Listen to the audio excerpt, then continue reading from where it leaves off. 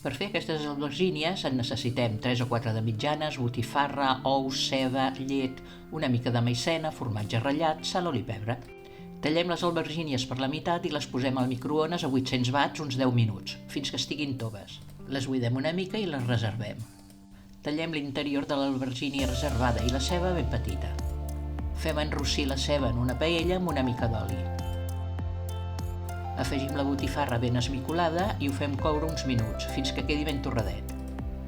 Incorporem els trossets de l'albergínia i ho fem coure uns minuts més. Fem dissoldre bé la maicena en la llet. Afegim la llet amb la maicena a la paella, a foc suau, remenant amb cura, i una miqueta de formatge ratllat.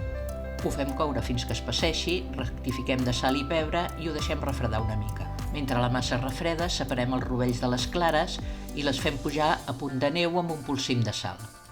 Incorporem a la massa primer els rovells i després les clares a punt de neu, amb moviments suaus de baix cap a dalt.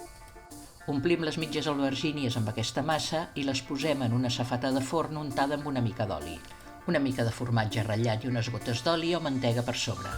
Tot seguit ho posem al forn preescalfat, calor superior o inferior a 180 graus uns 10 minuts. Queden boníssimes, però s'han de consumir immediatament. I recorda que tens totes les receptes classificades a la nostra app. Fins aviat!